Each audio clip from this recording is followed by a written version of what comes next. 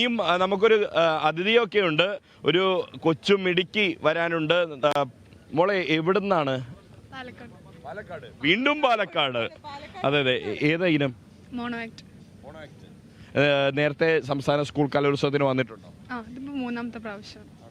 എന്താ മൊത്തം പാലക്കാടുകാരാണല്ലോ. അതാണ് ഇത്തവണ എന്തായാലും നമ്മൾ കപ്പ് കൊണ്ടുപോകാനുള്ള ഒരു ഉറച്ച തീരുമാനത്തിൽ വന്ന പോലെയാണല്ലോ. അതെ, കൊണ്ടുപോകും നമ്മള്. ചിലപ്പോ. അതെന്താ ഒരു ഉറപ്പില്ലാണ്ട് പറയണേ? കൊണ്ടുപോവില്ലേ? ഇപ്പൊ നിലവിലത്തെ ഒരു പോയിന്റ് നിലവാരം വെച്ചിട്ട്, പക്ഷെ എന്നാലും 2 ദിവസം ഉണ്ടല്ലോ, ഇന്നും നാളെയും ഉണ്ടല്ലോ. കണ്ണൂരല്ലേ മുന്നിലല്ലേ? അതുകൊണ്ട് ചിലപ്പോ ഈ 2 ദിവസം കൊണ്ട് പോയിന്റ് കയറി വരും. അതാണ്, അതായത് സംസ്ഥാന സ്കൂൾ കലോത്സവത്തിലെ ഇപ്പോഴത്തെ പോയിന്റ് നില ഏത് സമയത്തും മാറി മറിയാം. 1-2 മത്സരങ്ങളിലെ ഫലം പോലും അതിനെ ഈ ഒരു പോയിന്റ് നിലയെ സ്വാധീനിക്കും എന്നുള്ളതാണ്. ഇപ്പോൾ നിലവിൽ എത്ര പോയിന്റ് ഉണ്ട്? അത് തുടക്കം തൊട്ട് തന്നെ കണ്ണൂരാണ് മുന്നിൽ എന്നുള്ളത് നമ്മൾ മറക്കാൻ പാടില്ല. കാരണം തുടക്കം മുതൽ തന്നെ കണ്ണൂർ തന്നെയാണ് മുന്നിൽ നിൽക്കുന്നത്. ഇഞ്ചോടിഞ്ച് പോരാട്ടമാണ് നടക്കുന്നത്. കോഴിക്കോടും തൃശ്ശൂരും കണ്ണൂരും. ഈ നിലവിൽ കണ്ണൂരിന് 713 പോയിന്റാണുള്ളത്. തൊട്ട് പിന്നാലെ തന്നെ തൃശ്ശൂരാണെങ്കിലും കോഴിക്കോടാണെങ്കിലും 708 പോയിന്റ് ഉണ്ട്. അതായത് ഏകദേശം 5-6 പോയിന്റ് വ്യത്യാസം മാത്രമേ ഉള്ളൂ. അതിന് അടുത്ത ഇനങ്ങൾ വരുമ്പോൾ ചിലപ്പോൾ മാറി മറയാം. ചിലപ്പോൾ പാലക്കാട് മുന്നിലോട്ട് കയറാം. പാലക്കാട് ഇപ്പൊ എത്ര സ്ഥാനത്ത്? 702 അല്ലേ?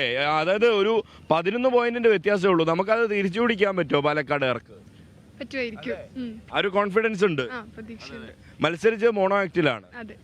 എ ഗ്രേഡ് കിട്ടി. നേരത്തെ സംസ്ഥാന സ്കൂൾ കലോത്സവം മത്സരിച്ചിട്ടുണ്ടെന്നാണ് പറഞ്ഞത്. അതെ, കഴിഞ്ഞ 2 സംസ്ഥാന സ്കൂൾ മത്സരത്തിലും പങ്കെടുത്തിരുന്നു. കോഴിക്കോടും കൊല്ലത്തും മോണോ ആക്ട് തന്നെയാണോ? അതെ അതെ, മോണോ ആക്ടും സ്കിറ്റും മത്സരിച്ചു. അഭിനയം തന്നെയാണ് ജീവിതം. ഇഷ്ടമാണ്, പക്ഷെ ജീവിതം അഭിനയിക്കില്ല. ഇല്ല. എന്താകാൻ ആഗ്രഹം? ഡോക്ടർ ആവാനാണ് ആഗ്രഹം. പക്ഷെ എന്നാലും കലയിൽ കൂടെ കൊണ്ടുപോകും. എനിക്ക് ചിത്രരചന ഞാൻ വരയ്ക്കാറൊക്കെ ഉണ്ട്. അപ്പം അതും ചെയ്യണം എന്ന് ആഗ്രഹമുണ്ട്. അതും മോണോ ആക്ടിങ് കൊണ്ടുപോകണം പഠിത്തത്തിൻ്റെ ഒപ്പം. മെഡിക്കയുടെ പേര് ചോദിച്ചു. പേരില്ല, ആദ്യം പറയണ്ടല്ലേ. എന്താ പേരെന്താ? മന്യ മാധവൻ.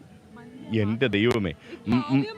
അല്ല, മന്യ എന്ന് പറഞ്ഞൊരു നടിയുണ്ട്, കാവ്യ മാധവൻ. 2 കോടി ഉള്ള മന്യ മാധവൻ.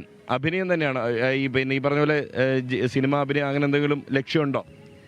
ഉണ്ട്. പക്ഷേ പ്രൈമറി ആയിട്ട് എനിക്ക് പഠിക്കണം. പഠിച്ചൊരു ജോലി എത്തിയ ശേഷം അവസരം വരികയാണെങ്കിൽ നോക്കും. അങ്ങനെയാണ്.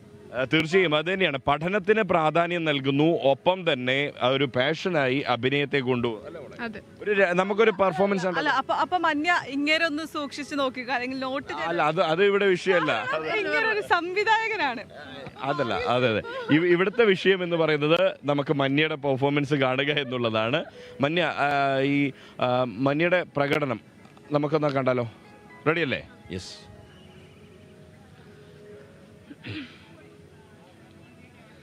നമസ്കാരം. പെറ്റമ്മയും പിറന്ന മണ്ണും സ്വർഗത്തേക്കാൾ സുന്ദരമെന്നോദിയ ഭാരതീയ സംസ്കാരത്തിന് പുഴുക്കുത്തായി മാറിയ മണ്ണിന്റെ മക്കൾ വാദം. പിറന്ന മണ്ണിൽ അന്തിയുറങ്ങാൻ പടപൊരുതുന്ന തെരുവിന്റെ മക്കളിലൂടെ ഒരേകാഭിനയ കാഴ്ച.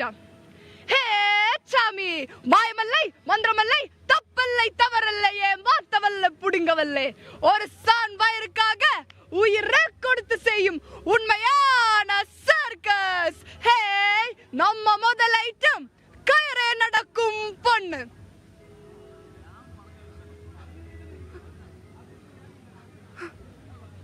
ഹൈ, ആസനായിരിക്കണു.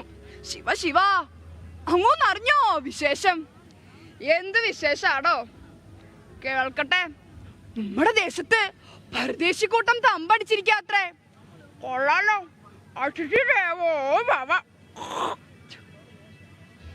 അവരിങ്ങോട്ട് ക്ഷണിക്ക. വേണ്ട, തല ചായ്ക്കാൻ ഇടം കൊടുത്താൽ തലയും കൊണ്ട് പോകുന്നവരാ പരദേശി കൂട്ടം. എടോ വാരിരെ, ഇനി നോം പറയുന്നത് കേട്ടാൽ മതി. അയ്യാ, അതൊക്കെ പിന്നെ ആദ്യം ചുങ്കപ്പണം, ഇല്ലെങ്കിൽ ഇപ്പൊ തന്നെ അടിച്ചിറക്കും ഞാൻ. വേണ്ടക്കെ ഇനി കിട്ട ഒന്നുമേ ഇല്ലേ. ഹേ മന്യ കലക്കി, അതന്നെ അല്ലേ? ഹേ സ്വാമി, അതന്നെ കലക്കി തിമിർത്തു. അപ്പൊ ഇനി ഉഷാറാക്കണം. പാട്ട് പാടോടാ? ഇല്ല ഇല്ലല്ലേ?